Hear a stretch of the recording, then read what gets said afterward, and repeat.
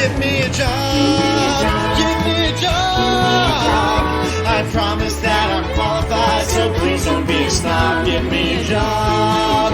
Give me a job. If you don't give me a job, I'm going to scream.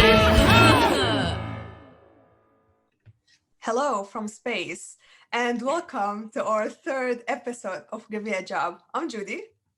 And I'm Harper. And as usual, we are here to talk about design, tech, diversity, and the entry-level experience. Before we get started, how are you doing today, Judy? Pretty good. I can't complain. I'm just having a bit headache, but I'm all right. How about you? You have a big news. I do have big news, and it contributes as to why I'm doing so well. I adopted 2 kittens this past weekend.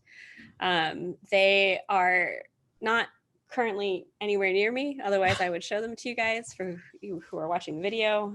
I did post their picture on Instagram and Twitter so you guys can see them. Their names are Leela and Ania, and they're very snuggly and very cute, and They are. We've gone like full on cat parents, my husband and I. So we're very in love. And my serotonin levels are like through the roof. So it's great going into darker weather. I'm so happy for you, by the way. I'm really happy for you. Thank you. Yeah. But that's enough about my cats, because I would spend the whole episode talking about how great they are. Judy, what are we going to talk about today? We're going to be talking about one of my favorite topics. We're going to be talking about empathy. And also we're going to be talking about awareness, the importance of kindness, and human connection. But before we talk about all of those very important topics, let's get started with empathy. What empathy even mean, Harper? That's a great question, and something that we talked about a lot, because especially as designers and UX designers, the word empathy gets thrown around a lot. And so we wanted to know, what is the dictionary definition of empathy? It's a noun, for those of you who don't know. Thank you for letting me know. You're welcome. The definition is the action of understanding, being aware, being sensitive to, and vicariously experiencing the feelings, thoughts, and experience of another, of either the past or present, without having the feelings, thoughts, and experience fully communicated in an objectively explicit manner. Also, having the capacity for this. And then the second definition of it is the imaginative projection of a subjective state into an object, so that object appears to be infused with it, which is like a really hard definition to read. Thank you for taking this. I really appreciate that you read it. Not You're me. welcome.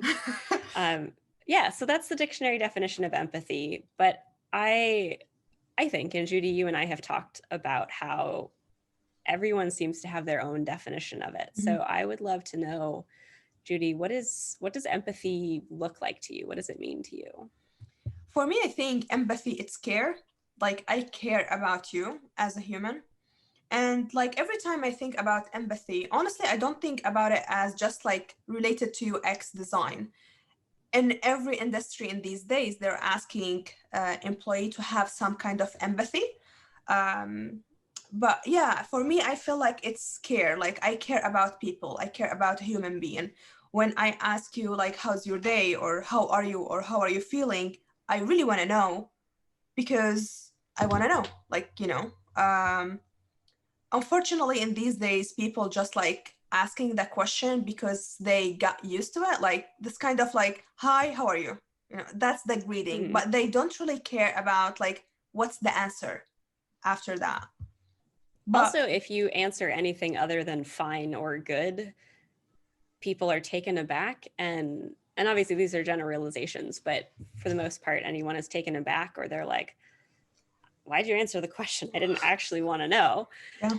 And I remember when one of the many hats I've worn was I worked as a barista for about 2 years, and it was one of my favorite jobs. And I started doing experiments, just like, I didn't know at the time that it was just user research, but like my Triscuits versus wheat thins experiment for a long time in my teens, I would do this experiment with people where for a month or two, I just stopped asking people how they were when they came up to the counter. Mhm. And I would say, they come up to the counter and I would just say, hi. And 9 times out of 10, people said, good, how are you? Or fine, how are you? And then I didn't answer, and I would just ask them what I could get for them. And no one noticed, to my knowledge. Like, no one said anything to me. They may have noticed, but no one noticed that I didn't ask them how they were and that I didn't respond with how I was doing, because I knew that they didn't care. And let's be real, most of the time I didn't care either. So I just stopped asking. And it's wild that that's the standard greeting in the US, at least, that you ask someone how they're doing, but no one wants to know. I remember one of my friends who I worked with at the coffee shop, my friend Buddha, who actually started his own coffee business. It's called Dali Coffee Company, and we'll drop a link. You can go order fresh coffee from him. And like Judy, like you, he's a Syrian immigrant and just got his US citizenship. So yeah, shout out to my friend Buddha. He is an amazing coffee guy, and you can buy coffee from him. We'll put a link to his coffee company in our description. Yeah, also congratulations to him. Like, he's a US citizen. He's a US citizen. Yeah, it's So really happy cool. for He's a him. great guy. But I just remember we talked a lot about just US culture and American culture. And he was like, I don't get it. Like, here in America, people that you don't know ask you how you're doing, but they don't actually want to know. And like, I don't get it. And like, I'm from the US. I was born and raised in Ohio, and I don't get it either. It doesn't make any sense. Honestly, it's like, I think in my personal opinion, it's a bit like problem, because why you ask people like how are they if you really don't care? If you don't care, don't ask the question. It's not about just like, asking, and because like whoever asking like about how we are doing, right? And like they don't want to know. We got this feeling. So why I should answer someone who don't want to know what's going on in my life? So yeah, but what's like the definition of empathy, in your opinion? I think it's kind of the same vein of everything we've been talking about. I agree with you that it's about caring for someone, even if you don't know them. It's just caring that they're also a human being and also having experiences, and maybe they're having a bad day, and just meeting them where they are, and letting people feel their feelings, and acknowledging that, yeah, you're going through this hard time or you're having a great day, and I can appreciate your experience. I think it's an appreciation of an acknowledgement, and just giving space for people to also be human, whether it's a good day or a bad day. Yeah, actually, like that's so true. And again, like empathy, it's not just like related to UX, and it's a huge part of UX, but it's also related to many things like we are doing in life. And if we want to make the place better than we found it, we must have empathy. Like it's a big deal. Agreed. But Harper, one time you shared with me a story of the lady who ordered from you coffee, and she was like really upset. Would you share the story? Yeah. Apparently I'm just going to talk about my experience working in the coffee shop. But there was a woman who came in one day, and she was just kind of rude. Anyone who's worked in customer service knows these customers, and anyone who hasn't probably knows these people also. But she came up, and she was just kind of short with me and rude and seemed grumpy.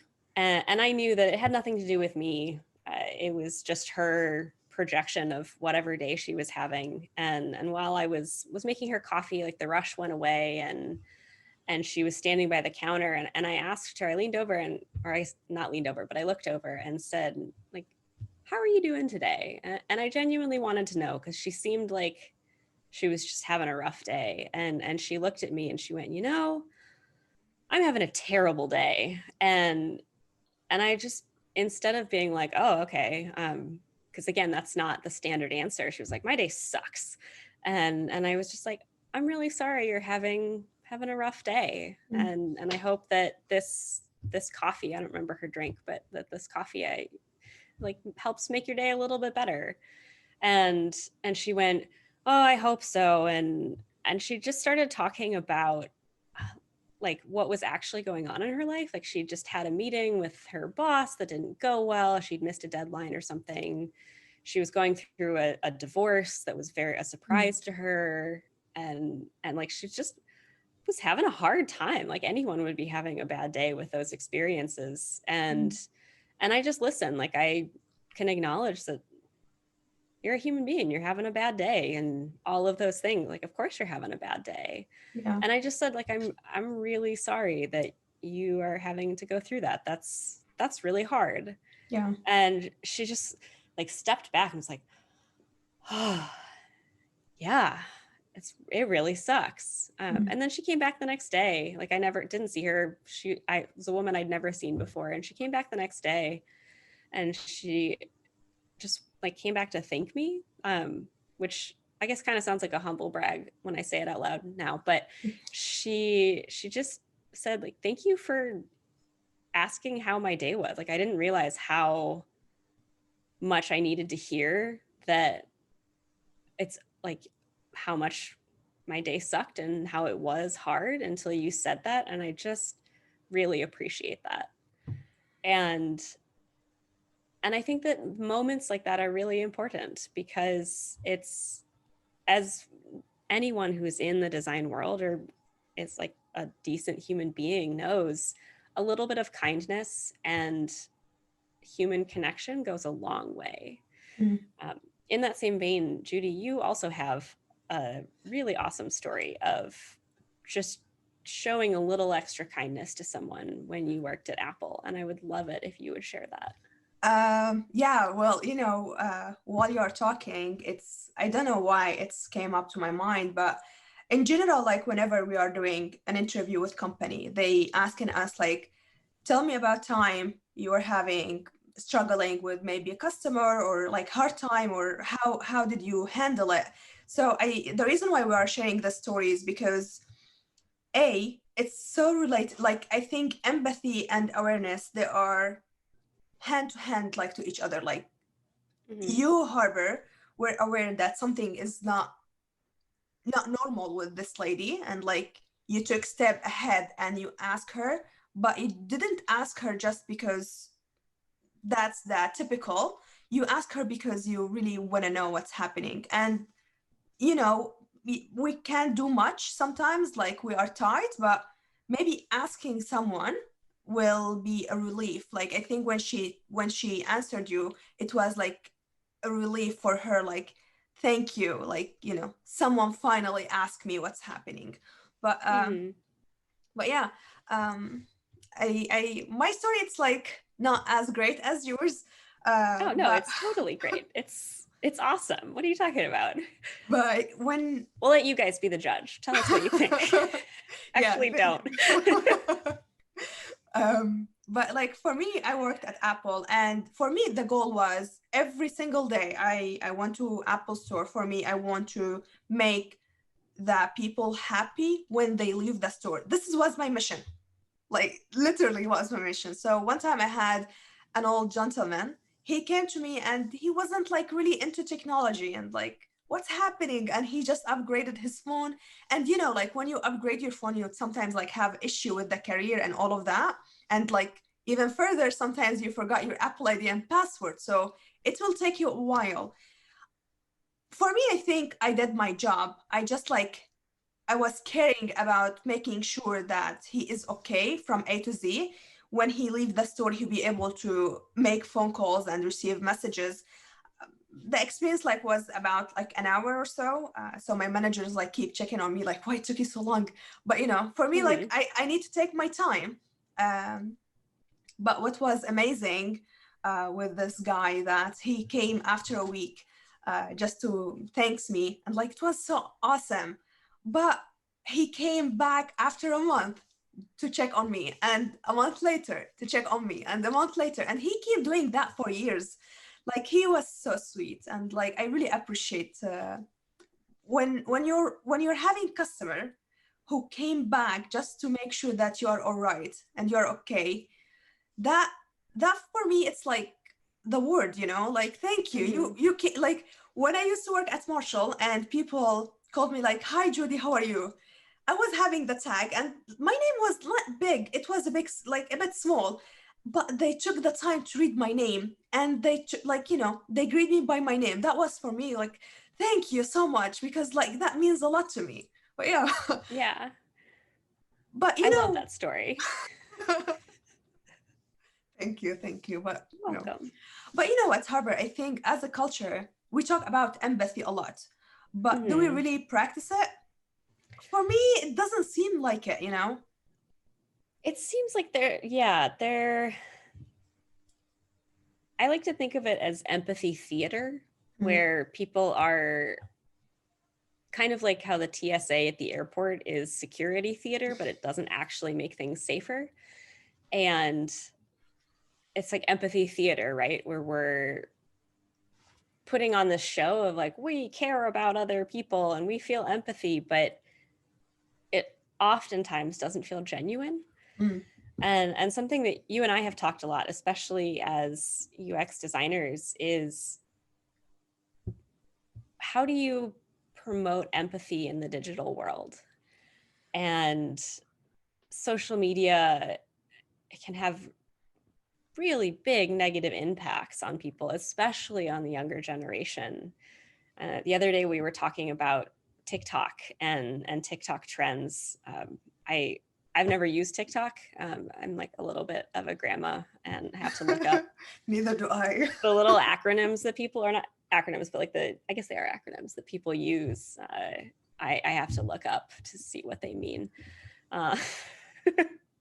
But one of the TikTok trends I saw was their point of view trends. And one of them is Holocaust victim and then assault victims. And they're just these kids who, they might be like 16, but they're like they really are kids who are pretending to be someone who died in the Holocaust or who was at a Nazi death camp. And I know that they're doing it for fake internet points and temporary fame, but things like that are potentially really harmful to others. And so how, as designers, and I don't know the answer to this, I don't know if you do, Judy, but how do we design products for younger generations that promote empathy and kindness and awareness? And because I don't think that these trends are coming from a place of malice or that they're intending harm. I think they just don't understand that, like, yes, you learned about this in history, but this really happened.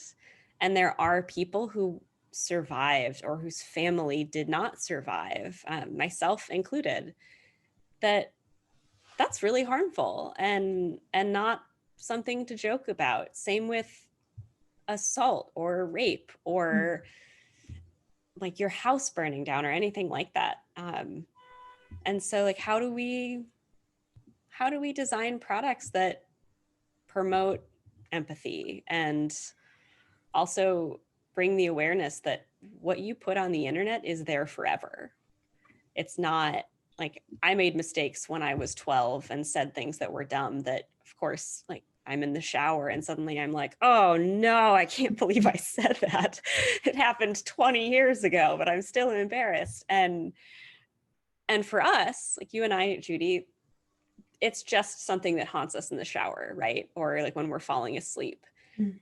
But for a lot of these kids, it's not just a memory, it's real, and it's on the internet forever. And it could negatively affect their ability to get jobs in the future and their relationships. And I'm definitely going on a tangent at this point, but how do we design products and create a future where there's a little more awareness and kindness and empathy?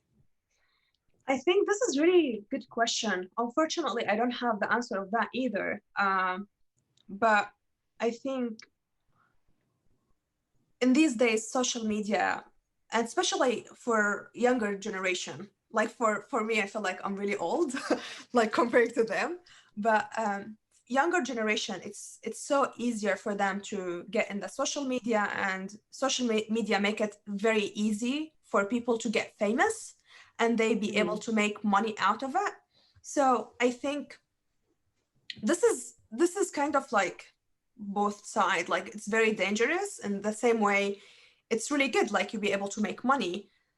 The reason why I say it's dangerous, because when I make fun of people and how they look like or how they talk, or I mean, different reasons, maybe at the time I was thinking that I'm funny and people laugh at it, which is very dangerous, like very dangerous. And I think for kids, like they don't really think about like consequences. Like you affect me emotionally, mentally. I can't be in public because of you, and you don't even know me. Like I love Little Mix band. They are a girls band from UK. I start to listen to them like the beginning of this year. They're amazing. And one of the girl, her name Jessie, they won X Factor. And I was watching the documentary. When she won the Factor, she didn't enjoy her winning because she was very sad, because people keep telling her she's fat and she doesn't deserve to be in this band. Like that comment, she didn't focus on the positive that she won X Factor. She was focusing about like the negative out of like the comments, and that affects her till I think till now. So for me, if I will have control, I will maybe, ask people to at least like don't follow these kids, or maybe tell them like what you are doing, it's not right. Or maybe, I mean, I don't know how to fix this, because this is a big problem. This is really a problem. And I don't know. I was talking too much. No, not at all. Yeah, I agree with you that online bullying especially is a rampant problem, and people are so quick to roast, I think is the term, other people that they don't know, and not thinking about how words have power. And even if you don't directly see the consequences, your actions have consequences. And sure, you can hide behind a username or whatever, but your words still have power. And so, yeah, our dear listeners, like, just be a little kinder. I mean, we think you guys are kind anyway, because obviously you're listening to us, so you have to be great. But yeah, like, just, I think it's really important to remember that your words have power. And like, I remember getting bullied a lot as a kid because I had freckles and I was a little string bean kid, and red hair, and like, in general, like, it's not great to make fun of people, but especially don't make fun of people for things they can't control. Exactly. Just, and I'm a big believer that, like, if your friends don't tease you about things, they're not actually your friends. But knowing that there's a line and when to stop, and and to just have the awareness that like maybe they're not able to cope with that today. Yeah. Also, communication is key. Like, just if you don't tell people that something they're doing bothers you, then they're probably not going to know. So, but that could be a whole other episode. But I think, we covered all the topics that we want to share with you guys. Sorry for that. I was struggling. Also, what I really love about like US as a culture, that my English, it's not perfect, but you guys never let me feel that it's not good. And like, you guys keep support me. So I really appreciate that from you. I'm trying to learn, I'm trying to improve my English. So please forgive me if I'm doing any mistakes. Like, I'm not perfect. Yeah, I think you do great. And the English language is confusing. I still don't get it. And it's my native language. Well, thank you for your support, Harper. I really appreciate it. But can you please let us know how people can find us, listen to us, email us, chat with us, whatever they want to do? Yeah. So we are everywhere. And we are on Twitter at Give Me a Job Cast. We are on Instagram at Give Me a Job Podcast. You can email us at givemeajobpodcast@gmail.com. We would love to hear from you. And we would love to hear your stories about a little, like a time that human kindness went a long way, that someone made a comment that made your day. And and like maybe your challenge from us, your homework is to just, even if it's one thing, just do something a little extra nice for people. Like maybe it's calling your mom and telling her that you love her, or your grandma, or hugging your roommate if they're huggy and it's consensual. Wearing a mask is a great thing to do right now, where that's a great show of kindness and acknowledging that other people, wear your mask, stay 6 feet apart, don't have parties. That's your COVID quarantine PSA from us. And special thanks to, as always, MLEMON, our friends McKinley and Asher, who wrote our amazing theme song. They are great. They put out 3 albums during quarantine and have, I think, 2 more in the mix getting ready. And special thanks to you, Judy, for convincing me to do this and being the driving force behind us. Thank you for joining me. Like, I think I'm really grateful that me and you, like, we're doing this together. You are amazing. You complete me in like every way possible. You guys need to check her Instagram. Like, whatever she's doing, amazing. Like, whatever you guys find art out of Give Me a Job podcast, it came from Harvard, not from me. So I really appreciate You're making me blush. Thank you so much for doing this. You're welcome. You're gonna make me blush. It's fine. But thanks. And like the biggest ever special thanks to you guys for listening to us talk about things we're interested in. And hope you are having a great Friday. We're coming up on Thanksgiving weekend in the US.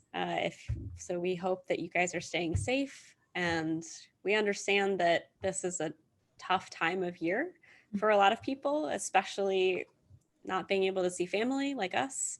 And so we're here for you. If you ever need just to talk about whatever, we Zoom all the time. We'd love to chat with you. Yes, please. I hope you guys have a great weekend. We'll catch you next time. See you guys. Peace.